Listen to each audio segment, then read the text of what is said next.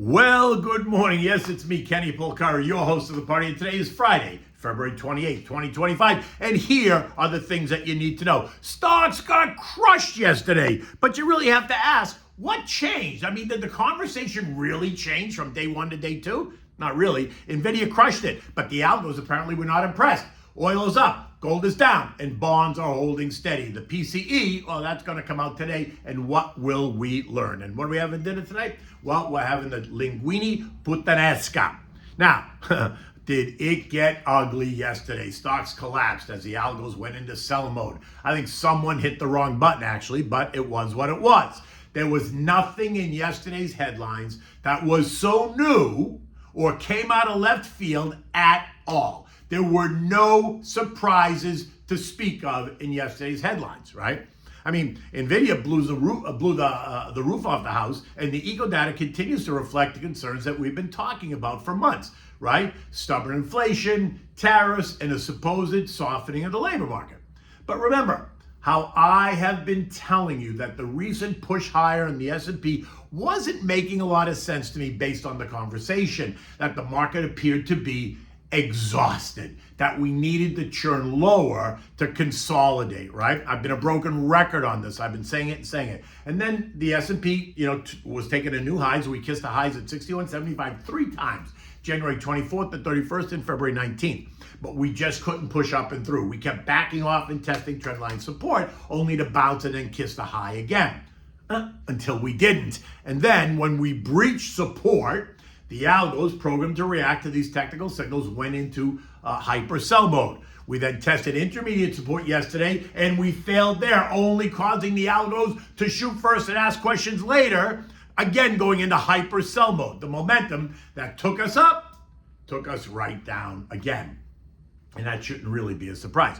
The Dow lost 195 points, or 0.5%. The S&P was down 95 points, or 1.6%. The Nasdaq lost 530 points, or 2.8%. The Russell down 35 points, or 1.6%. The transports lost 98 points, or 0.6. The equal weight down 65 points, or 0.9. While the Mag 7 index got absolutely crushed, down 775 points, or 3%. On the economic front, initial jobless claims came in higher than expected at 242,000. That wasn't really a surprise, but pending home sales month over month and year over year crashed. Now that was a little bit of a surprise, falling 4.6 and 5.2% respectively, much different than the down 0.9 and down 1.1%. But I'm not so sure that you really should be surprised. Home prices, not interest rates, have to come down in order to stimulate demand. Like stocks, I think home prices are overpriced, and I think that's what the home price market is telling you. Kansas City Fed manufacturing came in weaker, while inflation expectations remain stubborn. The only bright spot in the eco data was the GDP report, showing that the country's economy grew at a healthy 2.3%. Now, we also get more chatter about tariffs, 25% tariffs in Mexico and Canada and Europe, with an additional 10% on China. Was this new information? No, not at all. Is the market just recognizing that he is serious? Or is the market nervous now that the tariffs may not do what Trump thinks they will? Did the market expect Mexico and Canada and Europe was just going to roll over? Or is this going to be a game of cat and mouse, right? I'm in the camp that this is going to be a game of cat and mouse. That is a game of strategy. They want to see who blinks first, right? Now, China apparently is not backing down. They're vowing to retaliate. The news is going to make the top of the music charts today, right? Mexico, on the other hand, they came right to the table and is willing to work things out. Canada and Europe, right? They're playing on both sides of the fence. While the headlines say that they are preparing to retaliate, the situation kind of remains fluid, right? With indications of a dual approach that included coming to the table to talk alongside with a willingness to retaliate. A method that doesn't make them look weak, but allows for the dialogue. And dialogue is what's going to bring this to an end.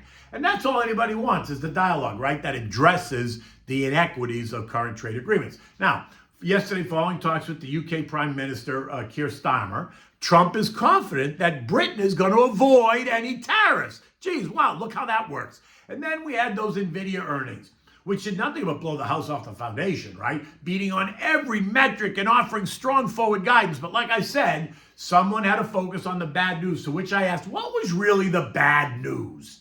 I mean, really, in that report, what was there really bad news? Well, it was the assumption that the AI market is not going to be as strong as the market or investors have been pricing in. Or is it just that investors have taken the stock to levels that are unsustainable? Think the famous irrational exuberance headline. Now, some of you will remember that headline, others will not. Look, Jensen could not have been clearer about the future of AI and NVIDIA's role in it when he said it yesterday, and he kind of 2 days ago when he summed it up like this. We've successfully ramped up the massive scale production of Blackwell AI supercomputers, achieving billions of dollars in sales in the first quarter. AI is advancing at light speed as agentic AI and physical AI set the stage for the next wave of AI to revolutionize the largest industries. Now, to be clear, agentic AI refers to artificial intelligence designed to act autonomously and proactively, making decisions and taking actions toward a specific goal without constant human oversight. The term agentic comes from the word agent, emphasizing the AI's role as an independent entity capable of perceiving its environment, reasoning about it, and executing tasks to achieve a predefined objective. It's a step beyond reactive AI, which is artificial intelligence that operates by responding to stimuli from its environment without maintaining memory or an internal state or the ability to learn from past experiences. And that is different from physical AI, which is artificial intelligence integrated into tangible physical systems that interact with the real world. Unlike software-only AI, which is like chatbots, physical AI combines intelligence and hardware. Think robots, devices, or machines that perceive, move, and manipulate objects or otherwise act in a physical environment. It's AI in a body, essentially, right? And in order for all this to work, they're going to need chips, and they're going to need Nvidia chips. Now, yesterday's dramatic sell-off took Nvidia down through intermediate and long-term trend lines at 133 and 126 to end the day at 120.15, down 8.5%.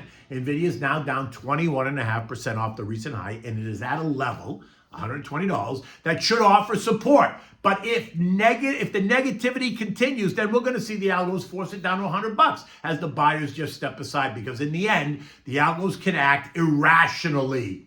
But therein lies the opportunity for a long-term investor. Bonds, which have been on a tear, took a breath yesterday as well. The TLT down 0.7, the TLH lost 0.3. But remember, the recent action in the bond market is suggesting that investors are nervous about an economic slowdown rather than confidence in a stronger economy. And yesterday's economic data only kind of confirms that, right? That maybe there's some weakness. Now, the 2 years yielding 4.05%, the 10 years yielding 4.25%. 30-year mortgages are now at 6.8%. That's down from like 7.1%. And since I'm not in the camp that mortgage rates are going to go much lower, housing prices are going to have to decline in order to balance that equation and stimulate demand. Oil surged by 2.2% yesterday. Apparently, investors started to pay attention to the decline in stockpiles as well as that Venezuela shutdown. Yesterday, I said I thought that it would find support at $68, and it did, right? Rising to $70.13. This morning, it's down 90 cents at $69.45, leaving us in the $68, $72 trading range. And gold continues to retreat, falling $42 yesterday and another $25 this morning. It has now fallen 3% in the last 4 days, which is not a surprise. We discussed this too. The chart told us that this was going to happen. And remember, I told you I thought we were going to test 28.50. Well, guess what? This morning we tested as low as 28.62. Now, if we fail 28.50, then the next stop is quickly going to be 2800. Just because that's what the chart tells you, right? The VIX surged by 11% yesterday as the fear set in. The move taking the VIX right back to the highs of January at about 21. Now, if we get another round of fear, the VIX is going to shoot higher to the highs of December, right? Around that 28 level, and we can expect pressure on stocks to accelerate. This morning, we await the latest economic data point, the PCE, the Personal Consumption Expenditures Index, the Fed's favorite inflation gauge, and it is expected to come in a bit weaker, which is a positive, right? The PCE top line month over month up 0.3 and year over year up 2.5%, down from 2.6. Core PCE ex food and energy up 0.3%. That's up from 0.2, which is not good. But the year over year is expected to be 2.6%, down from 2.8.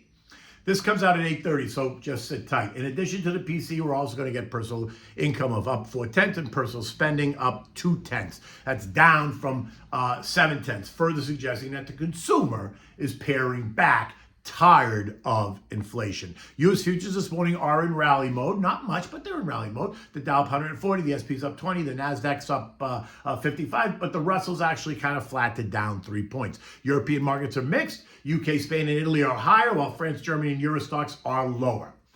Now, the S&P closed at 58.61, down 95 points. Intermediate term trend line at 59.45 failed to support as the selling intensified. We are now in a new trading range defined by the long-term trend line support at 57.16 and short-term trend line resistance at 6,000. My gut says that while futures are in rally mode this morning, the level of anxiety kind of remains high. And so I would not be surprised if we tested 5,800.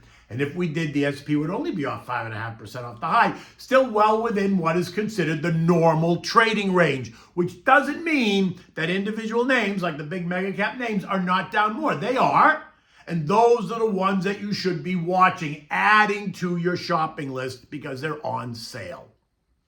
And they might go further on sale. Now, what do we have for dinner tonight? We're going to have the Linguini puttanesca, right? This is a classic Neapolitan dish, and it is a staple of the Neapolitan household. It's made from tomatoes, black olives, right, or Kalamata olives. You could capers, anchovies, onions, garlic, oregano, parsley. It's easy to make, and it's got an interesting history. It's spicy, and it's tangy, and it's appropriate for what's happening in the market today. So you want to bring a pot of salted water to a rolling boil on your back burner so it's ready when you need it, right? As it starts to boil, just turn it down to simmer until you're ready. Now, start with like 3 or 4 crushed garlic cloves, sauteed in olive oil, 3 to 4 minutes. Don't let it burn. Next, you're going to add in the diced white onion, saute that for 5 minutes or so. Now you're going to add in chopped anchovy fillets and then saute. Don't worry, as they cook, they melt away, right? So you're not even going to know they're there. Add in then 1 can, 28 ounces of kitchen-ready crushed tomatoes, not puree, crushed tomatoes. Add about 1/4 can of water, let it simmer, bring it up to a boil, then turn it down to simmer, let it simmer for 10 minutes or so. Next, you're going to add the capers, the oregano, the salt, pepper, the chopped Italian parsley, and rough chopped pitted Kalamata olives or the pitted black olives, whichever you prefer, but don't mix them. It is one or the other. There's no need to go slow on the salt because the anchovies are a little bit salty, so don't add too much salt. Now, if you want more of a bite, you can add the red pepper flakes at this point. Then cover it, let it simmer. Now, while that's simmering, add the linguine to the pot, let it boil for 8 minutes just so it's al dente. Remove it, drain it, keep a mug full of the pasta water, add the pasta right to the saute pan with the puttanesca sauce, heat it up, stir it around till it's all well coated and fragrant. If you need a little bit of the pasta water, just add it back in. Now, you want to serve this immediately onto warm plates or bowls, offering up fresh grated Parmigiana cheese on the side. It is a perfect dish. Listen, it's Friday, the weekend's here. It is sunny and beautiful out today. It's going to be a great weekend. Until Monday, take good care.